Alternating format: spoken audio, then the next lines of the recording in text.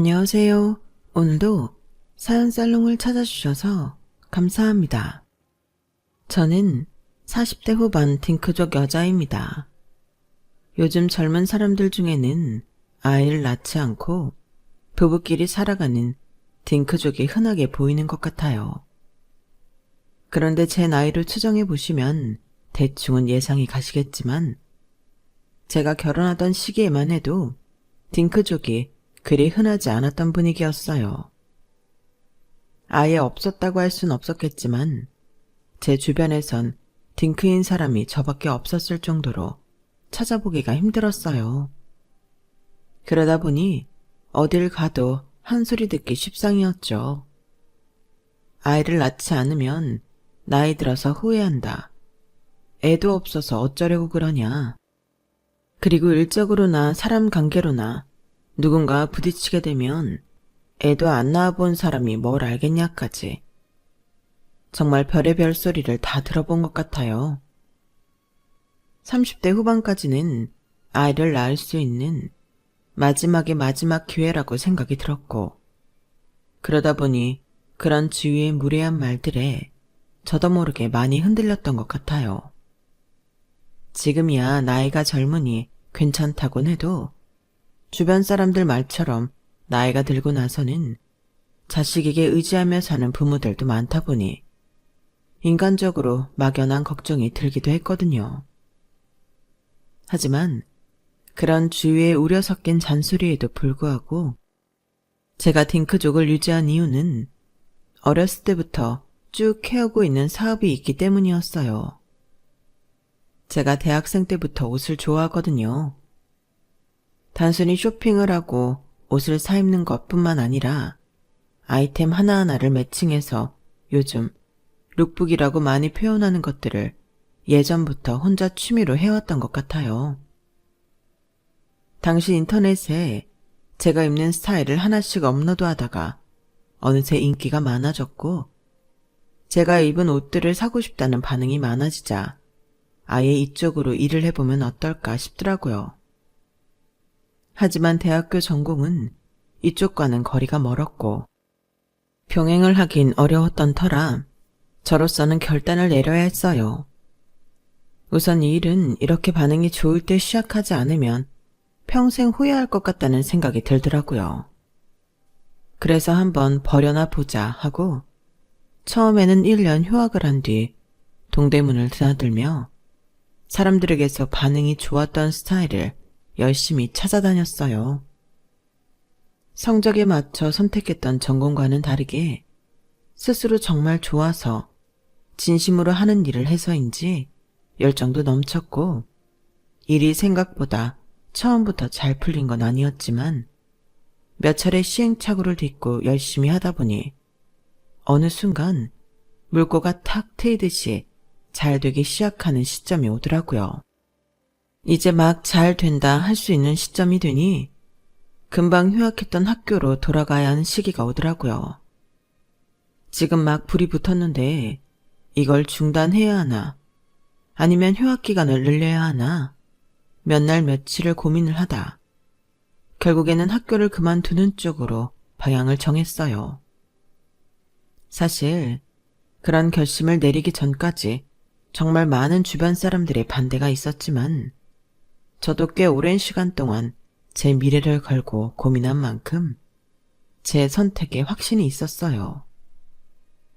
저희 집안 형편이 그리 좋지 못해 제 대학 등록금을 어떻게든 대주시겠다며 아등바등 아껴 사시는 부모님을 보는 것도 항상 마음에 걸렸고 이런저런 판단 끝에 제 갈 길은 제 스스로 개척하는 게 낫겠다는 판단이 들었던 거죠. 그렇게 몇 년 동안 열심히 의류 쪽을 파고들다 보니 일하다 친해진 언니가 동업을 제안했고 도매 브랜드를 런칭하게 되었어요. 기존에 제 감상을 사랑해 주셨던 고객님들께서 많이 따라와 주시고 입소문도 많이 내주신 덕분인지 사업은 천천히 매출이 올랐어요. 평생을 경제적으로 허덕이며 살아왔던 저도 어느 순간 정신 차려보니 돈 때문에 숨통 막힐 일은 없이 살고 있더라고요. 좋아하는 일을 했을 뿐인데 풍족하게 살 수도 있게 되니 일에 대한 성취감은 물론이고 몸은 힘들어도 마음이 힘들지 않아서 참 좋았던 것 같아요. 그래서 워커홀릭처럼 트렌드를 놓치지 않기 위해 열심히 공부하고 일을 했죠. 그러다 보니 저도 30대가 다 되어 가더라고요. 도매일 특성상 새벽에 일을 하고 낮에 잠을 자고 쉬는 일이 대부분이다 보니 일시적으로 만나는 거래처 사장님들 외엔 사람들을 만날 기회가 현저히 적었는데 여성 의류를 하고 있다 보니 대부분 여성 의류 쇼핑몰 사장님들은 여성분들이라서 이성을 만날 일은 더더욱 없더라고요. 일이 잘 되고 있는 건 너무 좋지만 이제 슬슬 너도 결혼할 사람 찾아봐야 되지 않겠니? 제가 하는 일에 굉장히 자부심도 있고 만족도도 높은 모습을 보고 참 좋아하시던 부모님들도 나의 앞자리 수가 3을 찍자 슬슬 명절에 잔소리를 하기 시작하시더라고요. 찾아봐야 하는데 일하고 나면 피곤해서 사람 만날 여력이 없어요, 엄마. 그리고 내가 일하는 시간대가 보통 사람들이랑 맞아야 말이지. 그렇긴 하지만 찾아보면 다 짝은 있을 거다. 3교대 근무하는 사람들도 있고 동종업계에서 만나도 될 거고. 아, 말이 쉽지.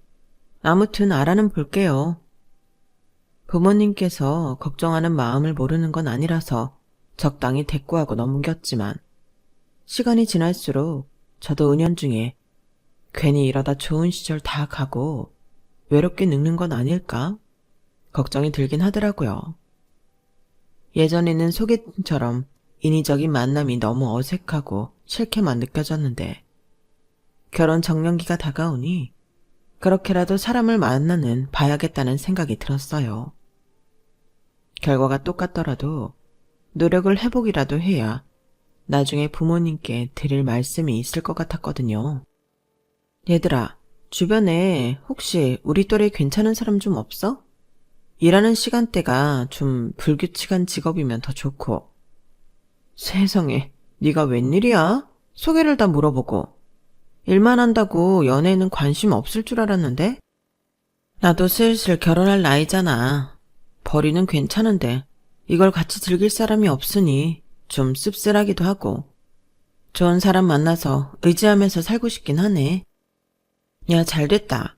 내 친구 중에 간호사가 있는데 동기 중에 남자애가 딱 하나 있는데 애가 엄청 괜찮대. 간호사면 근무 스케줄에 따라 너랑 시간 맞을 때도 꽤 있을 거고. 괜찮지 않을까? 그래? 난 너무 좋지. 어떻게 소개받으려고 하니까 사람이 있네. 다행이다. 네가 마음만 열면 사람은 다 있는 법이야. 잘됐다. 난 너 이대로 늙는 줄 알았다, 야. 그러게. 나도 지금이라도 정신 차려서 다행인 것 같네. 그렇게 저는 친구의 소개 덕분에 지금의 남편을 만났어요. 남자 간호사는 처음 만나봐서 신기하기도 했지만 전문직이라는 게 멋있어 보이기도 했고 만나보니 사람도 참 착하고 자상하더라고요.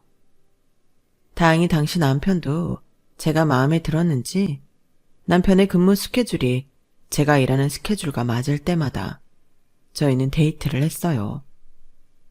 직업 특성상 둘 다 연락 두절되기 십상인 스케줄이다 보니 한 사람이라도 소홀히 했다면 저희는 여기까지 오지 못했을 거예요. 그런데 다행히도 서로 이 사람과는 쭉 만나보고 싶다는 생각이 강했어서 금방 연인 사이로 발전할 수 있었죠. 본격적으로 연애를 시작하고 처음 몇 달간은 참 행복하기만 했어요. 천천히 서로에 대해 알아가는 것도 재밌기만 했죠. 그렇게 연애한 지 반년쯤 지나니 서로의 가족사나 인간관계 등등 사소한 것까지 어느 정도 속속들이 알게 되더라고요. 그러면서 새롭게 알게 된 사실도 있었죠. 사실 저는 외동이라 그렇게 많이 할 만한 가족 얘기는 없었는데 남편에게서는 6살 위인 나이 차이가 좀 나는 형이 하나 있었어요. 나중에 당신도 만나보면 알겠지만 우리 형이 워낙에 좀 잘난 사람이야. 치과의사에 결혼도 부잣집 딸내미랑 했어. 부모님께서 학구열이 유독 강하신 분들이었는데 공부시키는 대로 원하는 결과를 내는 형만 키우다가 늦둥이인 나를 키우면서 실망을 좀 많이 했지. 의사 집안 만드시겠다고 나한테도 투자를 꽤 많이 하셨는데 다는 공부 쪽 체질은 아니었나 봐. 죽어라 공부해도 부모님한텐 실망스럽기만 한 성적이었어. 의대는 당연히 택도 없는 성적이어서 그래도 부모님 소원대로 의료업계에는 뛰어들어야겠다 싶어서 간호사를 택하게 된 거야. 그랬구나. 그럼 당신이 원해서 그 길을 간 건 아니었구나. 그러게. 나도 내가 뭐가 되고 싶었는지 기억도 안 나고 지금도 잘 모르겠어. 그냥 의사가 되어야 한다는 한마디에 이 악물고 공부했는데 안 되니까. 간호사라도 지원한 건가 봐. 그래도 괜찮아. 간호사 일 나한테 생각보다 잘 맞거든. 되게 보람 있는 일이기도 해서 가끔 부모님 아니었음 어쩔 뻔했나. 뭐 그런 생각도 하고 그래.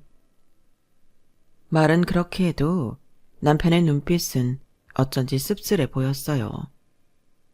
항상 제가 좋아하는 일을 하고 누구보다 열정적인 모습을 보면서 응원하고 부러워했던 사람이었거든요. 그 이야기를 듣고 나서야 남편이 그동안 왜 그토록 제 일 이야기를 할 때 유독 부러움 섞인 눈빛을 보냈었는지 이해가 가더라고요. 남편의 가족사는 들어보면 들어볼수록 장남과 차남에 대한 차별이 심한 듯 했어요. 시부모님도 조부모님께서 물려주신 재산이 꽤 되셔서 경제적으로 풍족하게 남편과 아주버님을 키우셨기 때문에 며느리도 어느 정도 부유한 집안의 자제로 원한다는 사실도 알게 되었고요. 그걸 알게 되니 결혼을 선뜻 하기에는 조금 꺼려지는 면이 없지 않아 있더라고요. 하지만 그것과는 별개로 3년간의 연애 기간 동안 봐온 남편은 제가 중요하게 생각하는 가치관들을 모두 충족시키는 마음이 따뜻하고 안정적인 똑 부러진 남자였어요. 결혼을 한다면 며느리의 기준이 까다로운 시어머니께서 당연히 반대가 들어올 건 알았지만 그걸 감수하고서라도 결혼하고 싶을 정도로 남은 인생을 함께하고 싶은 사람이었죠.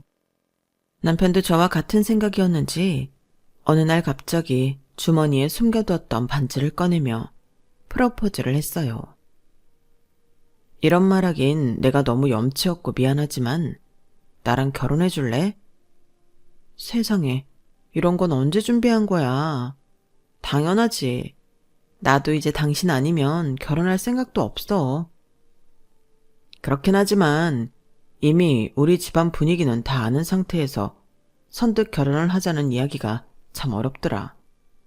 시간 끌고 싶지 않았는데 결혼에 대해 어떻게 생각하는지 알 수가 없어서 좀 망설였어.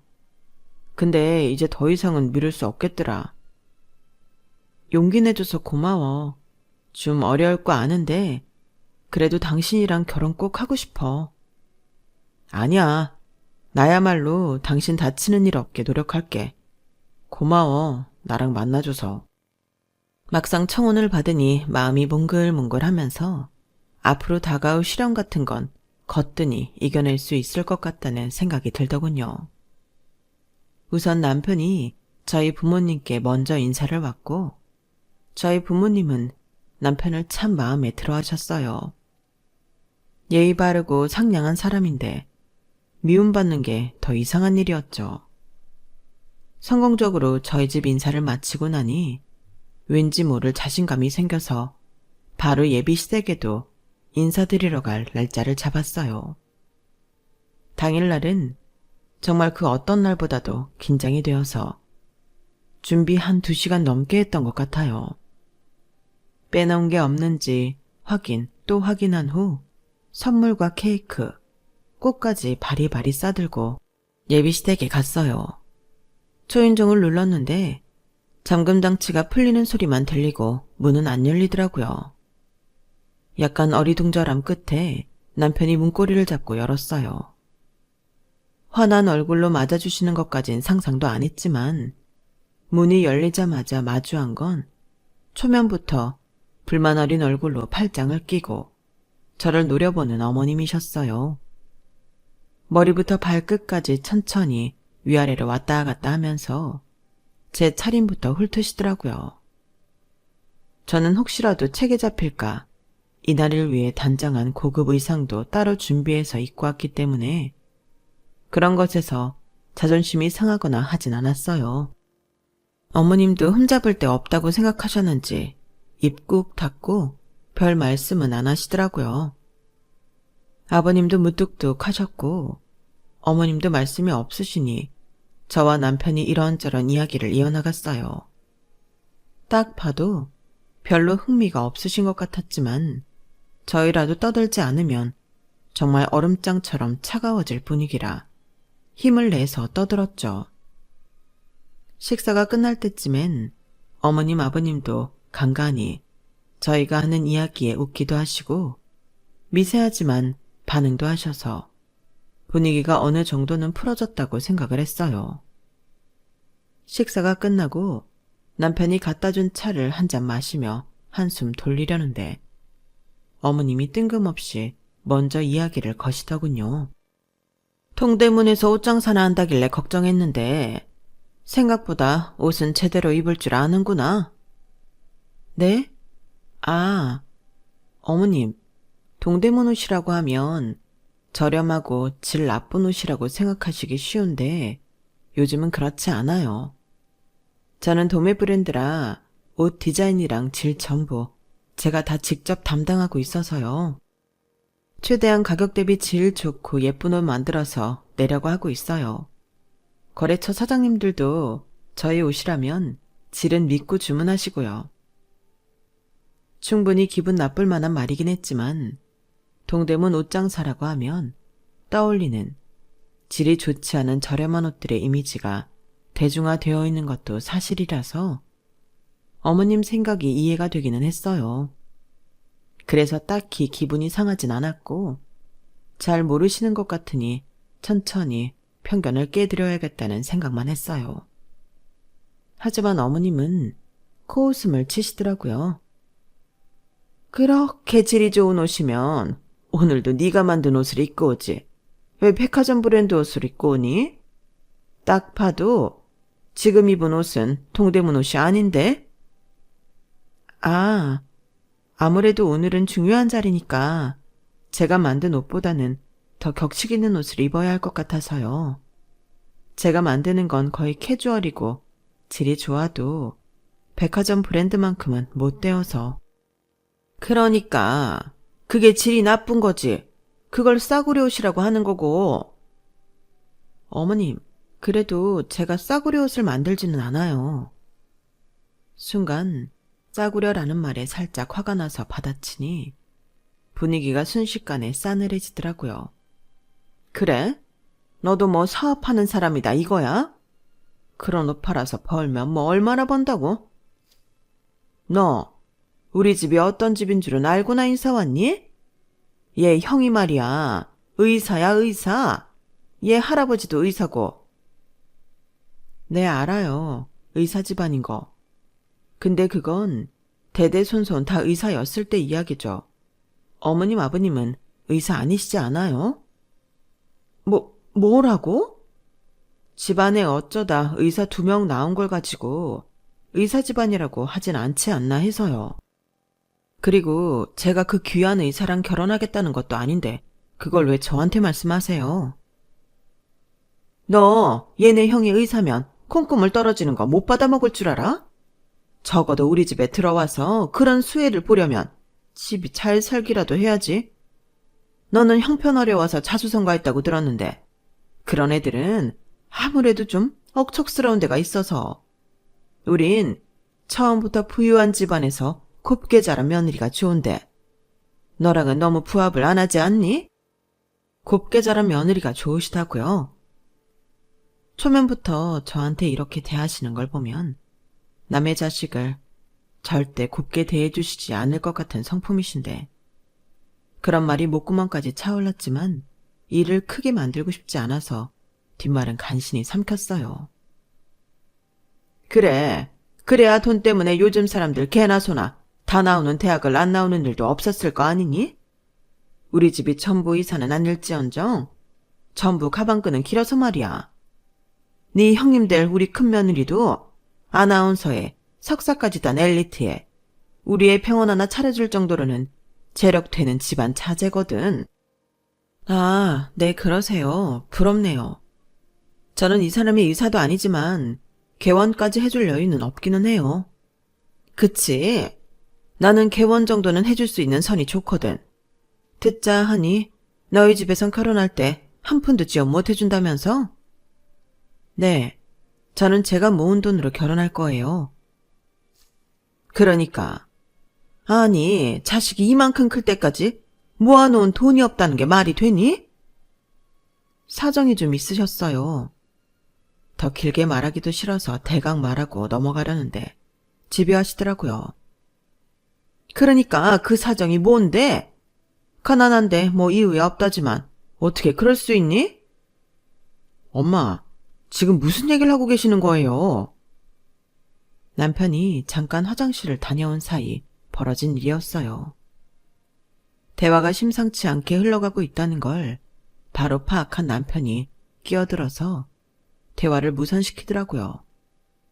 그래도 영 찜찜한 감정은 어쩔 수 없었어요. 어머님은 온몸으로 제가 마음에 안 든다는 티를 팍팍 내고 계셨거든요. 그런데 남편 앞에서 한마디도 못하고 계신 걸 보면 남편이 뭔가 강력하게 주장을 해놓은 모양이었어요. 제게 폭언을 하고 은근슬쩍 무시 발언을 하는 건 단 둘이 있을 때만 일어나더라고요. 어찌됐건 남편하고 잘 붙어있기만 하면 싫은 소리를 들을 일은 확실히 없었어요. 뭐라고 단도리를 쳤는지는 몰라도 남편이 고맙고 기특하더라고요. 처음 선 넘는 발언을 들었을 때 충분히 예상하긴 했지만 막상 당해보니 머리가 아찔하고 생각했던 것보다 속이 너무 상하긴 하더라고요. 앞으로 이런 시부모와 평생을 보내야 한다고 생각하니 결혼을 물을까도 심각하게 고민했었어요. 하지만 남편이 이런 제 상태를 빠르게 파악하고 다독여줘서 고민 끝에 결혼해야겠다는 마음이 흔들리지 않을 수 있었던 것 같아요. 차근차근 결혼 준비를 하나씩 해가던 어느 날 남편이 조심스럽게 묻더군요. 장인 장모님은 아무래도 보태주시는 건 힘드시겠지? 응? 아무래도 그렇지. 우리 집 형편 알잖아. 나는 내 돈으로 해야지. 왜? 아, 원래 엄마가 나 결혼하면 물려주겠다고 하신 아파트 있었잖아. 근데 갑자기 마음을 바꾸신 것 같아서 우리 대출 내서 집 알아봐야 할 것 같네. 아, 그래? 마음이 왜 바뀌신 건데? 대놓고 물으니 남편이 곤란한 얼굴을 하더라고요. 말은 안 해도 얼굴에 쓰여 있었어요. 제가 마음에 안 들었으니 집까지 보태주긴 싫다. 이거셨겠죠. 남편은 제가 보이지 않는 곳에서 시부모님과 많이 싸우고 있는 모양이었어요. 아주버님이 결혼하실 때는 결혼 선물로 15억짜리 아파트를 해주셨다고 들었거든요. 원래 남편한테 주기로 했던 그 아파트는 그 아파트보다 훨씬 좁고 위치도 애매한 5억짜리 아파트였는데 그것조차 며느리가 마음에 안 든다는 이유로 주지 않는다고 하시니 남편 입장에선 속상하고 억울할 것 같았어요. 미안해. 괜히 나 때문에. 아니, 무슨 소리야. 우리 엄마는 원래 그렇다니까. 나는 형이랑 차별당하는 건 어릴 때부터 익숙해. 근데 괜히 내 옆에 있는 당신이 상처받을까 봐 내가 미안하지. 그렇게 말하는 남편 눈에 눈물이 그렁그렁 고여있는데 참 마음이 아프더라고요. 평생을 이렇게 부당하게 차별받고 혼자 속상해했을 걸 생각하니 나라도 이 사람 옆을 잘 지켜줘야겠다는 생각이 들었어요. 그렇게 저희는 오로지 저희만의 힘으로 결혼했어요. 집도 저희 돈으로 사느라 시작부터 빚을 잔뜩 끼고 시작했지만 막상 결혼하니 행복하더라고요. 연애할 때 아무리 스케줄 맞춰서 만난다고 한들 그런 날이 그렇게 많다고 할 수 없었고, 그러다 보니 헤어질 때가 되면 한없이 아쉽기만 했는데, 같이 살게 되니 쉬는 날 편안하게 집안에서 데이트도 할 수 있고 참 좋더라고요. 소소한 행복이 이런 건가. 이래서 다들 좋은 사람 만나 결혼하라고 난리였구나 싶었어요. 하지만 이런 행복도 시댁이 엮이기만 하면 신기루처럼 흩어져 버리는 건 어쩔 수가 없더라고요. 둘이 있을 땐 사이가 좋았지만 시댁에만 다녀오면 작게든 크게든 말다툼이 일어나게 됐어요. 아주버님과 형님은 바쁘다는 핑계로 잘 오지도 않는데 저희만 명절에 꼬박꼬박 찾아뵈러 갔거든요. 솔직히 거기까지는 누가 하던 안 하던 내 할 도리한다고 생각해서 크게 문제는 아니었는데, 어머님 아버님이 자꾸만 있지도 않은 아주버님과 형님 자랑을 하면서 저를 깎아내리기 일쑤였고, 남편이 제 편을 들면 남편까지 뭐라 하시기 시작했어요. 엄마, 좀 있지도 않은 사람들 얘기하면서 우리 비교하지 마세요. 그렇게 잘난 형이랑 형수 명절에 오지도 않잖아요. 엄마한테 맨날 이렇게 싫은 소리 들어도 자기 할 도리는 하겠다고 이렇게 찾아와주는 며느리가 어디 흔한 줄 아세요? 진짜 복 받으신 건 하나도 모르고, 안 그래도 이 사람한테 미안해 죽겠는데 그만 좀 하시라고요. 뭐? 너는 나한테 무슨 할 말이 그리 많아? 어? 그게 그렇게 억울했으면 똑같이 지원해 줬을 때 너도 의사 되지 그랬냐? 돈은 돈대로 잡아먹고 의사 되려고 했더니 의사 따까리 짓을 하는 간호사나 하고 있고, 남자가 쪽팔리게 간호사가 뭐냐 간호사가. 어딜 여자들이라는 직업을? 네가 차남이라 내가 이 정도로 끝내는 거지. 장남이었어 봐라. 우리 집안의 수치야 수치. 남편은 어머님이 저한테 뭐라고 하실 때는 나서서 제 편을 들어주면서 정작 본인을 내려칠 때는 왠지 모르게 기가 꺾여 아무 말도 못하더라고요. 그럼 제가 어머님께 한마디 하게 됐고 가족 싸움이 크게 번지게 됐어요. 여보, 엄마가 나한테 뭐라고 할 때는 그냥 가만히 그러려니 하고 있어. 괜히 일이 커지잖아. 뭐? 당신이 그런 소리나 듣고 있는데 어떻게 가만히 있으라는 거야? 당신도 문제야. 그런 소리를 하면 받아치라고. 간호사는 뭐 아무나 돼? 당신도 열심히 공부해서 된 거고 누군가에겐 꿈인 직업이야. 어떻게 그렇게까지 하대할 수가 있어? 그냥 내가 잘못한 거야. 내가 좀 더 열심히 했어야 했는데 매번 실망시켜드려서 그래. 그러니까 그냥 이런 얘기는 끼어들지 말고 못 들은 척 해줘. 내 편 들어주는 거 너무 든든하고 고마운데 엄마도 한이 돼서 저러시는 거니까. 그러니까 그게 그렇게 한이 될 일인가 싶어서 저는 도저히 남편이 이해되지 않더라고요. 누가 봐도 어머님이 부당하게 하시는 게 맞는데 맞서 싸울 생각은 않고 묵묵히 듣고만 있으려고 하는 게 답답하고 화가 났어요. 평소에는 싸울 일이 별로 없는데 시댁에 가면 이런 문제로 자주 싸우게 되니 저도 너무 피로하더라고요. 게다가 이렇게 싸우고 저까지 나서서 시어머니랑 싸우고 난 다음 명절은 더 처참했어요. 저에게 어떻게든 시집살이를 하나라도 더 시키려고 혈안이 되어서는 요리는 물론이고 설거지, 청소까지 따라다니면서 깐깐하게 잔소리 하시더라고요.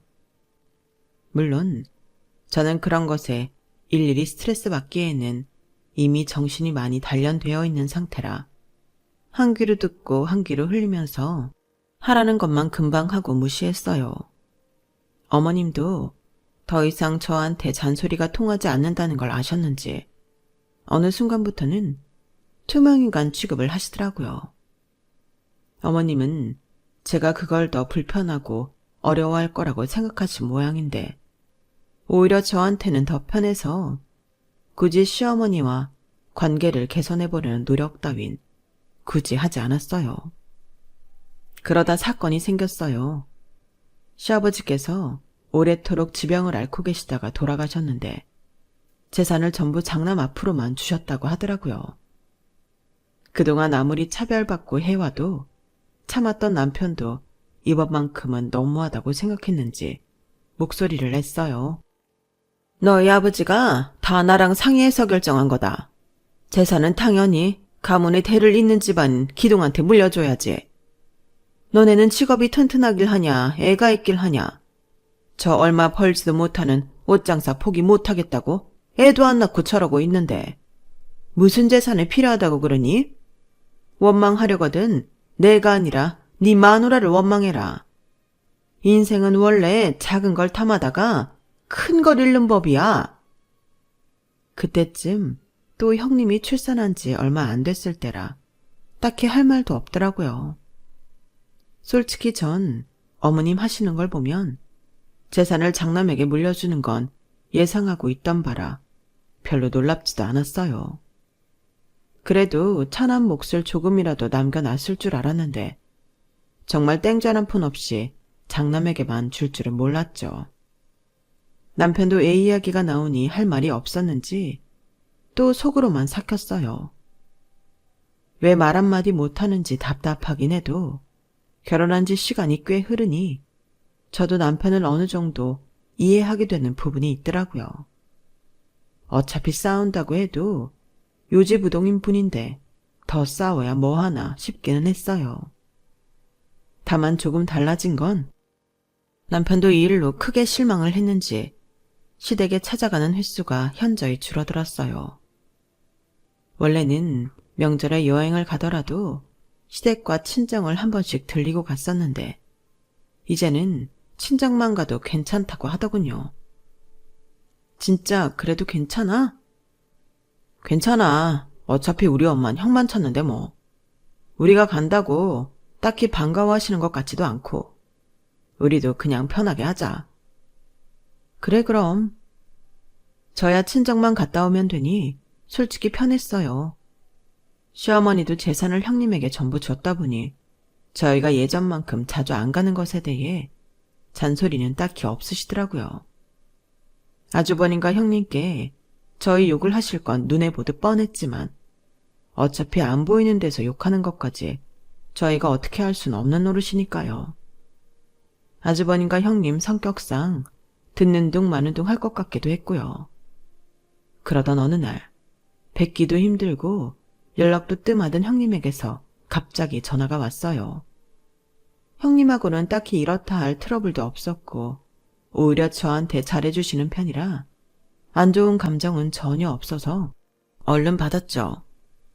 어머 형님 너무 오랜만이에요. 잘 지내셨죠? 동서도 잘 지내지? 우리가 자주 못 보니까 서로 소식도 잘 모르고 지낸다. 네, 저도 별일 없어요. 시은이도 잘 크고 있죠? 한번 보러 가야 하는데. 시은이도 잘 크고 있지. 그래서 말인데 동서, 얼굴 보고 말하고 싶었는데 기회가 없어서 전화했어. 내가 남편이랑 우리 시은이 키우다 보니까 말이야. 도저히 이 나라에서 애 키울 자신이 없더라고. 그래서 남편이랑 이야기를 좀 해봤는데 호주로 이민을 가는 게 좋을 것 같아서 준비하고 있어. 갑자기 간다고 하면 놀랄까봐 미리 말하는 게 좋을 것 같아서. 네? 이민이요? 세상에 큰 결심하셨네요. 그치. 그동안 시댁에 코빼기도 안 비쳤는데 갑자기 이민까지 간다니까 동서는 좀 황당하지? 미안해. 살다 보니까 일이 이렇게 되네. 아니에요. 저한테 미안할 게 뭐 있으세요? 그래도 부럽네요. 이민 가시는 것도 엄청난 용기인데. 부럽긴 가면 또 고생인데. 그냥 우리 애를 좀 자유로운 환경에서 키우고 싶다는 생각이 들어서. 어머님도 아세요? 아직 말할 엄두가 안 나더라. 이야기해야지. 동서가 마음에 준비하고 있는 게 좋을 것 같아서 먼저 말해. 우리 가면 어머님이 또 동서네한테 너무 의지하라고 할 수도 있으니까. 근데 말야, 나도 같은 며느리로서 우리 시어머니 같은 사람 딱 싫거든. 동서도 너무 당하고만 살지는 말라고. 난 동서 편이야. 네, 감사해요. 어안이 벙벙했어요. 형님이 어머니를 안 좋아하시는 줄은 꿈에도 몰랐거든요. 항상 아나운서에 부잣집 며느리 소리를 달고 다니며 형님을 공주대접해줬었는데 형님도 그런 모습이 마냥 보기 좋지만은 않으셨던 모양이에요. 아무튼 저한테 미리 말씀해 주신 건 진심으로 고맙더라고요. 제가 생각해도 어머님은 형님네 이민 가면 저희한테 의지하실 것 같은데 솔직히 무슨 낯으로 그러실지 궁금하긴 했어요. 그래서 다가오는 명절에는 오랜만에 시댁에 방문해서 어머님 마음을 슬쩍 떠봤어요. 어머님, 솔직히 말씀드리면 저희 결혼할 때는 땡전 한 푼 안 보태주셨으면서 재산까지 아버님이랑 합의하셔서 아주버님네 주신 거 저도 좀 서운해요. 뭐? 얘는 한마디도 없다가 갑자기 왜 그 소리야? 네가 뭔데 시댁 재산을 탐해? 그런다고 네가 나 병들면 뭐 니네 일한다고 병수발이라도 들어주겠냐? 봐라. 병원비도 의사인 큰아들이 해결해 줄 거고 나 아프면 일에 미쳐있는 너보단 은퇴한 큰며느리가 봐주지 않겠니? 원래 부모를 부양할 자식한테 재산을 주는 게 맞는 거야. 니네 살기도 벅찰 텐데 나한테 신경이나 쓰겠냔 말이야. 이렇게 만나서 열받게나 하지 않으면 다행이지. 니네는 둘이 번갈아 가면서 열받게나 하고 아 정말. 다가올 미래도 모르고 저런 말씀을 하시는데 참 무섭게 느껴지더라고요. 그날은 어머님이 뭐라고 해도 그렇게 기분 나쁘게 느껴지진 않았어요. 어차피 아주버님네 이민 소식을 알게 되면 태도를 바꾸실 게 눈에 훤히 보였으니까요. 그러다 마침내 그날이 왔어요. 이민 날짜가 정해지고 2달 정도 전쯤에야 어머님께 이민 소식을 밝힌 모양이었어요. 솔직히 그것보단 훨씬 먼저 이야기할 줄 알았는데 어머님께서 노발대발할 걸 예상하셨는지 한동안은 아주버님네와 어머님 사이가 전쟁이었다고 들었어요. 이민을 가면 연을 끊겠다느니 부모 자식 간의 천륜을 끊을 생각이냐느니 갈 거면 날 데리고 가라느니 어머님께선 울며 불며 난리도 아니신 듯 했지만 아주버님은 꼼짝도 않으셨다고 해요. 솔직히 저나 남편 입장에선 누구보다 지원도 많이 받고 애정을 많이 받는 듯한 아주버님께서 왜 그렇게 어머님께 냉정하게 하시는지 이해가 되지 않았어요. 그런데 이민 가시기 전 마지막 만남 때 그런 이야기를 해주시더라고요. 나도 사실은 내가 의사고 싶어서 공부했던 건 아니었어. 어머니가 날 몰아치면 몰아치는 대로 내가 다 소화해내니까 욕심이 생겼던 거지. 근데 그 욕심 때문에 나도 사실 어릴 때 많이 힘들었거든. 살고 싶지 않다는 생각도 많이 했었고. 지금 덕분에 이렇게 잘 살고 있는 건 감사한 일이지만 어린 시절은 늘 불행했던 기억뿐이야. 그렇게 이야기를 듣고 나니 조금은 이해가 되더라고요. 결국은 부모 성에 차지 못했던 제 남편도 부모 성을 다 채워주느라 스스로를 괴롭게 한 아주버님도 욕심이 과했던 부모 밑에서 행복하지 않은 삶을 살 수밖에 없었던 거죠. 저는 경제적으로 풍족하지 않은 집에서 커서 2 형제 정도면 행복하게 자라지 않았나 싶었는데 생각해보면 저는 덕분에 하고 싶은 일을 과감하게 도전해볼 수 있었고 부모님도 제가 하고 싶은 일을 하며 성장하는 모습을 좋아하고 응원해 주시니 사실은 제가 더 행복하게 살았을 수도 있겠다는 생각이 들더라고요. 아무튼 그렇게 형님네가 떠나고 나서야 어머님은 심각성을 느끼셨는지 예상대로 저희에게 매달리기 시작했어요. 예, 작은 며느라. 내 당분간 너희 집에 가서 좀 살아야겠다. 네? 그게 무슨 말씀이세요, 어머님? 내가 남편도 떠난 데다 의지했던 큰아들마저 손주 데리고 훌쩍 외국으로 떠나버리니 혼자 살 수가 없구나. 내가 매일 원통에서 가슴을 내리치며 산다. 그래도 남은 가족 옆에라도 붙어 지내야 좀 살 것 같아. 어머님, 재산은 부양할 자식한테 주시는 거라면서요. 저희한테 한 푼도 안 주셨으면서 왜 부양까지 하라고 하세요? 부양을 하라는 게 아니라 잠깐 살자는 거야. 나도 니네랑 평생 살자고 이러는 게 아니다. 그러다가 눌러 앉는 거예요, 어머님.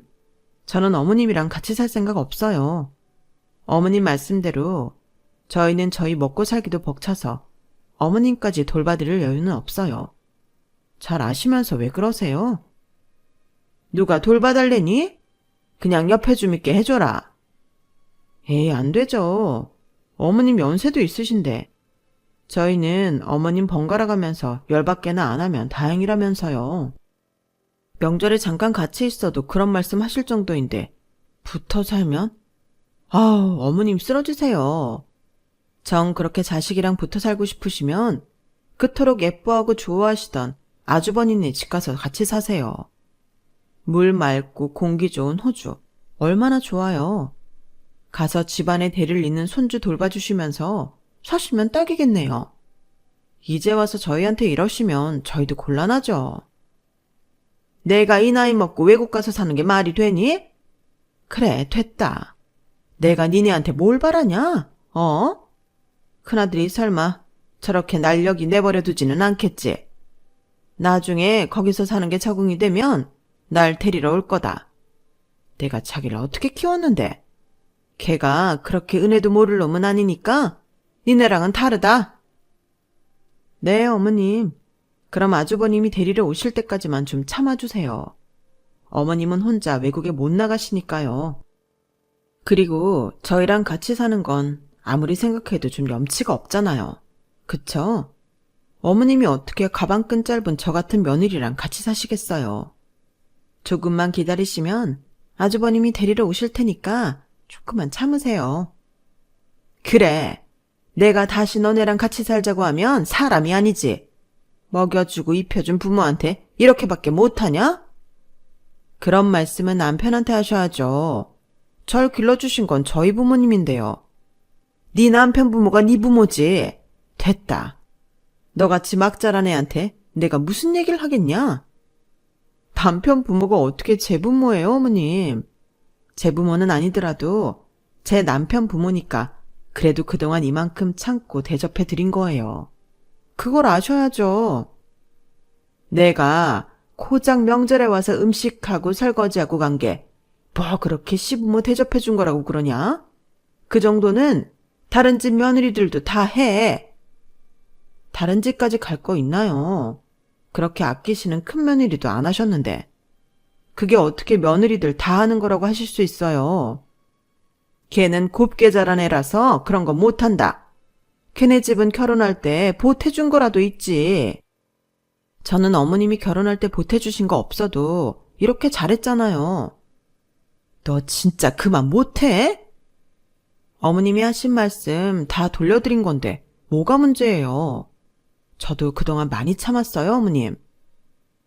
그래, 그렇게 참을 정도면 이제 안 보고 살면 되겠네. 잠깐이라도 같이 살자고 한 내가 미쳤지.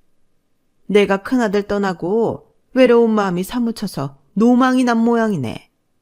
내가 다시는 니네한테 연락이라도 한 통 하나 봐라. 아주버님이 이민 가신 후 한판 그렇게 또 싸우고 나니 어머님은 정말로 자존심이 많이 상하셨는지 저희한테 연락을 싹 끊으시더라고요.